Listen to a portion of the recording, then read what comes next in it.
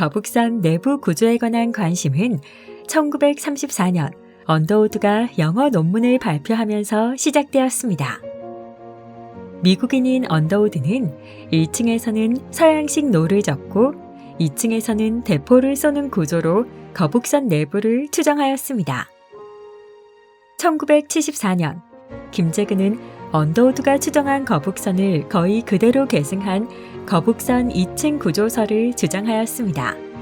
현충사에 전시되었던 최초의 대형 거북선 모형도 김재근의 주도하에 서양식 노를 젓는 2층 구조로 제작되었습니다.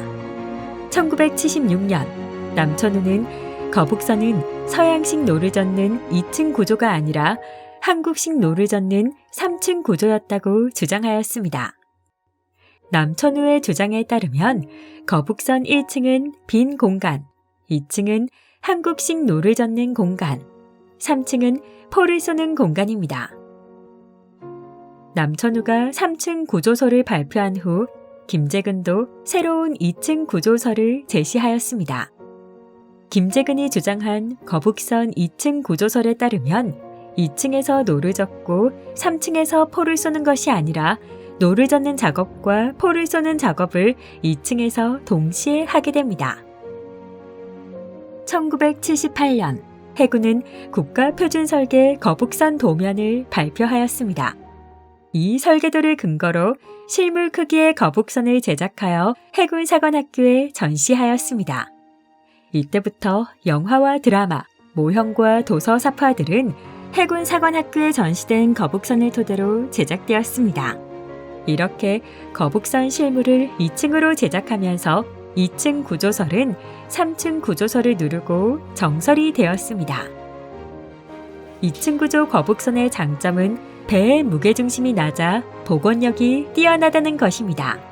일반인들에게는 생소한 개념이었으나 세월호 침몰 사건을 통해 잦은 개조로 무게중심이 높아지면 복원력이 약해진다는 지식이 널리 알려지게 되었습니다.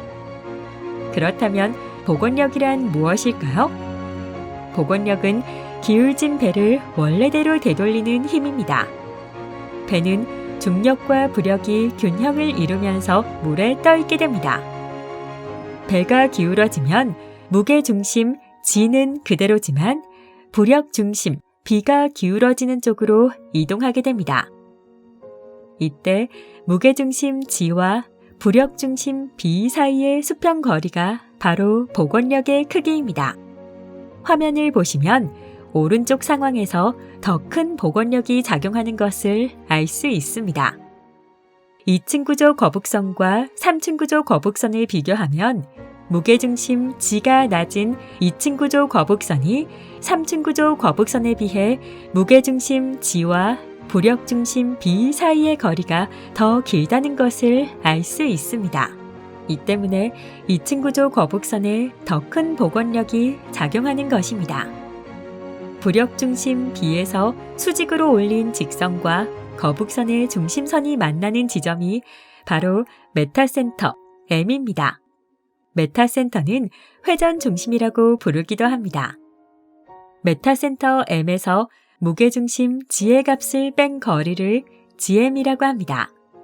GM 값이 작으면 배가 전복될 위험이 있습니다.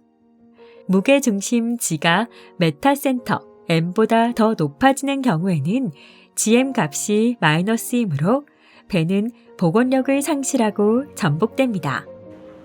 따라서 복원력을 크게 하려면 배의 무게중심 G를 낮추어야 하고 배의 폭을 넓게 해야 합니다. 학생들은 선박에 작용하는 복잡한 힘을 고려하여 거북선의 무게중심과 부심, 메타센터 등을 계산하면서 2층 구조와 3층 구조 거북선의 복원력을 비교 분석하였습니다.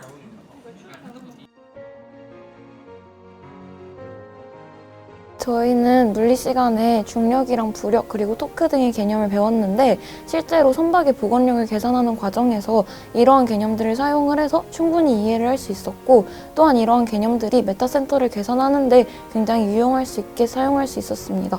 메타센터나 무게중심 그리고 복원력의 부분에서 2층설이 더 안정적이라는 결론에 도달했습니다. 2층 구조 거북선의 약점은 한국식 노르젓는 격군과 활이나 대포를 쏘는 전투원들이 같은 공간에서 활동한다는 것입니다. 이 때문에 2층 구조 거북선이 적과 교전할 때에는 격군들이 전투원 뒤로 물러나 있어야 합니다. 반대로 이동 중에서는 전투원들이 격군 뒤로 물러나 있어야 합니다. 3층 구조 거북선은 격군과 전투원의 공간을 분리할 수 있으므로 전투 효율을 극대화할 수 있습니다. 무엇보다도 기존 판옥선에 지붕을 덮는 방식으로 개조할 수 있다는 점도 3층 구조 거북선의 장점입니다. 학생들은 거북선과 판옥선의 상부 구조를 비교하여 둘 모두 짜맞춤 방식으로 건조되어 튼튼한 구조를 취하고 있음을 발견하였습니다. 이를 토대로 서양의 복층 전열함과 마찬가지로 여러 층에서 수많은 대포를 발사하는 방식도 충분히 가능하다는 결론을 내렸습니다. 3층 구조 거북선의 복원력을 늘리기 위해서는 3층의 무게를 가볍게 한다기보다는 2층 구조의 무게를 더 늘려서 무게중심을 아래로 낮추면 될 것 같습니다. 대항해 시대의 선박은 세계사적 공간을 넓힌 중요한 매개체였습니다. 16세기 이후 발전한 서양 전열함은 복층에서 포를 발사하는 구조입니다.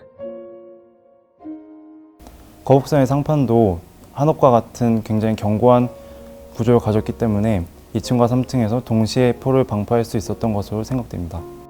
임진왜란 당시에 서양의 군함들처럼 3층 구조 거북선에서 2층과 3층에서 모두 포격을 할 수 있다면 복원력 문제를 해결할 수 있습니다.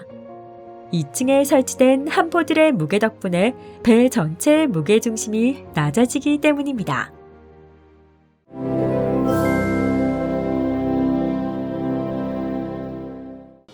사료를 자의적으로 해석한 후 현대의 공학적 지식이나 과학적 상상력을 근거로 거북선을 제작하는 것은 상상 창제에 불과합니다. 그렇다면 사료가 부족하거나 없다면 역사 연구는 불가능한 것일까요? 그렇지 않습니다. 거북선의 모형이나 실물을 제작한 후 내부 구조를 규명하는 데 필요한 다양한 실험을 할 수 있습니다. 이를 실험 고고학적 방법이라고 합니다. 흑색 화약은 얼마나 많은 연기를 발생시킬까요? 조심하고. 오케이. 학생들은 총통을 발사할 때 발생하는 연기에 주목하였습니다.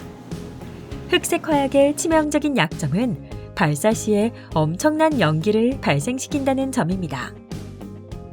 거북선과 같이 밀폐된 공간에서 여러 대의 대포를 동시에 발사하게 되면 노를 젓는 격군들과 병사들은 모두 질식하게 될 것입니다. 밀폐된 거북선 내부에서 발생하는 엄청난 양의 연기는 전투원들의 시야를 가림은 물론 격군들을 질식시킬 수 있습니다. 학생들은 시약 실험을 통해 흑색 화약에서 발생하는 연기의 흐름을 탐구하였습니다. 이처럼 흑색 화약을 연소시키면서 발생하는 연기의 양을 고려해보면 격군과 전투원을 분리할 수 있는 3층 구조가 더 적합하다고 생각이 됩니다. 물 위에 떠있는 배는 어떻게 움직이고 있을까요? 흔들리는 배의 복잡한 운동은 6개의 운동으로 분해하여 설명할 수 있습니다. 학생들은 흔들리는 배의 운동을 구현한 시뮬레이터를 직접 개발하였습니다. 이 시뮬레이터를 개발하기 위해서는 흔들리는 배의 운동을 꼼꼼하게 분해하여 따져보고 매스매티카와 같은 수학 소프트웨어를 통해 수치 해석을 해야 합니다. 수치 해석적인 방법으로 운동 방정식의 해를 구하고 나니 흔들리는 배 위에서의 움직임이 얼마나 복잡한지 알 수 있었습니다. 흔들리는 배 위에서 포를 발사할 경우 발사하는 순간 화포의 위치가 계속 바뀌게 됩니다. 이처럼 초기 상태의 변임 통제가 안 되기 때문에 원거리 포격의 정확성이 현저하게 떨어지게 됩니다. 파도에 의해 배가 흔들릴 때는 대포의 궤적에 영향을 줄 수 있는 요인이 많기 때문에 실제 전투 시에는 원거리 포격을 하기에는 대포가 충분히 정확하지 않았을 것이라는 것을 실험적으로 확인했습니다.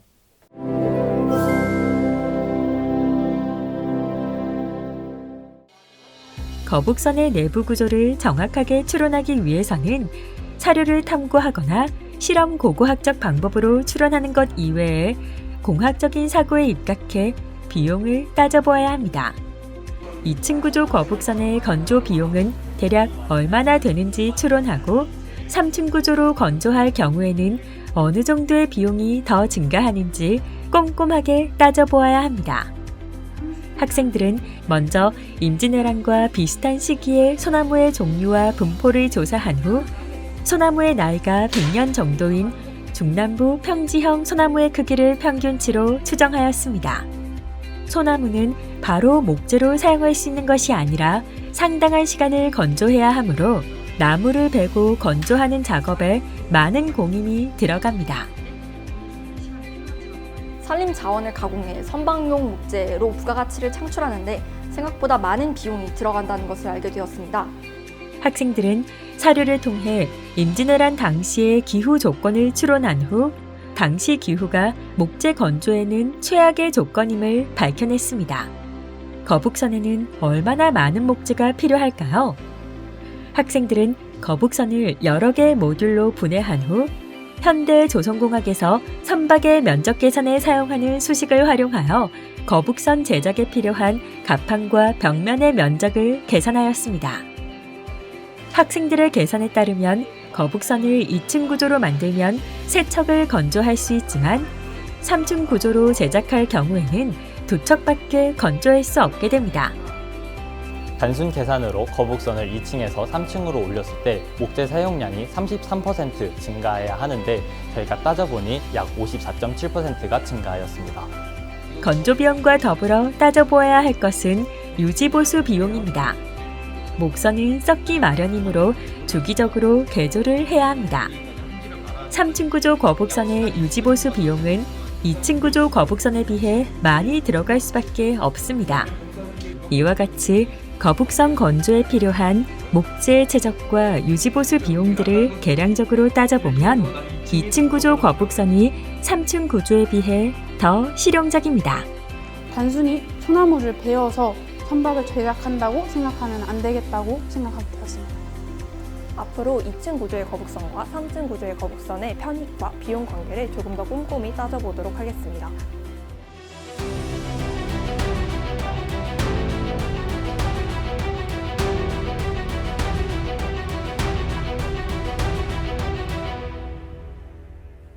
CD의 절차를 쉽게 이해할 수 있도록 거북선 내부 구조 논쟁 사례를 중심으로 토론의 진행 구조를 살펴보겠습니다. 지금부터 거북선 구조 논쟁에 관한 CD를 시작하겠습니다. 논제는 임진왜란 당시 거북선은 2층 구조가 타당하다입니다. 먼저 찬성 측 첫 번째 토론자의 입론이 있겠습니다. 제한 시간은 8분입니다. 거북선은 2층 구조입니다. 3층 구조일 경우 무게 중심이 높아져 복원력에 문제가 있습니다. 반대측 두 번째 토론자의 교차 조사 시간입니다. 제한 시간은 3분입니다. 복원력은 배의 높이뿐만 아니라 배의 폭과도 관련이 있다는 사실을 알고 있나요? 배의 폭과 복원력의 관계를 잘 모르겠습니다. 반대측 첫 번째 토론자의 입론이 있겠습니다. 제한 시간은 8분입니다. 거북선은 3층 구조입니다. 무게중심이 높아져 약해지는 복원력은 배의 폭을 넓혀서 극복할 수 있습니다. 찬성 측 첫 번째 토론자의 교차 조사 시간입니다. 제한 시간은 3분입니다. 거북선의 폭은 사서에 분명히 기록되어 있는데 무엇을 근거로 넓힐 수 있다는 것인가요? 그 기록은 조선 후기의 기록입니다. 임진왜란 당시 거북선의 폭은 기록으로 남아있지 않습니다. 찬성 측 두 번째 토론자의 입론이 있겠습니다. 제한 시간은 8분입니다. 거북선은 공격선이므로 같은 공간에서 노를 젓고 공격도 해야 합니다. 따라서 거북선은 2층 구조로 추론하는 것이 타당합니다. 반대측 첫 번째 토론자의 교차조사 시간입니다. 제한 시간은 3분입니다. 이동하면서 공격하는 것을 포기하면 공격선이라고 할 수 있을까요? 이동하다가 잠시 멈추고 포격하는 방식이라면 공격선 역할을 충분히 할 수 있다고 생각합니다. 반대측 두 번째 토론자의 입론이 있겠습니다. 제한 시간은 8분입니다. 거북선은 공격선이므로 노를 젓는 공간과 포를 쏘는 공간을 분리해야 효율적입니다. 따라서 거북선은 3층 구조로 추론하는 것이 타당합니다. 찬성 측 두 번째 토론자의 교차 조사 시간입니다. 제한 시간은 3분입니다.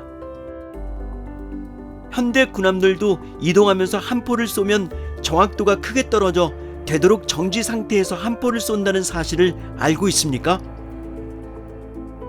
거북선의 화포와 현대군함의 함포는 쏘는 방식이 다른 것 같습니다. 반대측 첫 번째 토론자의 반론이 있겠습니다. 반론에서는 수기 시간 3분을 사용할 수 있습니다. 제한 시간은 5분입니다. 3층 구조 판옥선도 노를 저으면서 공격할 수 있습니다.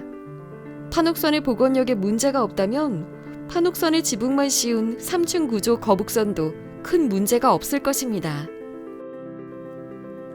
찬성 측 첫 번째 토론자의 반론이 있겠습니다. 제한 시간은 5분입니다. 두꺼운 소나무 판자들로 씌운 지붕의 무게가 만만치 않습니다. 철갑 개판이었을 경우에는 감당할 수 없는 무게가 됩니다. 반대측 두 번째 토론자의 반론이 있겠습니다. 제한 시간은 5분입니다. 거북선 철갑설은 정설이 아닌 것으로 알고 있습니다. 나무 판자로 만든 장갑설이 정설일 경우 개판의 무게는 큰 문제가 안 될 것입니다. 또 흑색 화약을 사용하면 엄청난 유독가스가 발생합니다. 2층 구조의 경우 좁은 공간에서 노를 젓고 화포를 쏘는 과정에서 화약 연기 때문에 격군들이 질식하게 됩니다. 찬성 측 두 번째 토론자의 반론이 있겠습니다. 제한 시간은 5분입니다. 기록에 따르면 거북선 중앙은 2층과 3층이 뚫려 있었습니다. 3층 구조라고 해서 화학 연기에 질식하는 문제가 해결되지 않았습니다. 임진왜란 이순신 장군은 전투 과정에서 판옥선이 복원력을 상실하여 인명피해가 있었다는 장계를 올린 바 있습니다. 판옥선의 복원력이 약하기 때문에 따로 제작한 것이 돌격선 거북선이 아닌가요? 거북선은 판옥선보다 복원력이 좋아야 합니다. 따라서 거북선은 2층 구조로 추정하는 것이 타당합니다. 자, 이제 임진왜란 당시 거북선은 2층 구조가 타당하다에 관한 시드, 즉 교차조사 공학 토론을 마치겠습니다. 찬성 측과 반대 측 토론자들 모두 수고 많았습니다. 이제부터 심사위원님들의 질의에 답하는 시간을 갖도록 하겠습니다.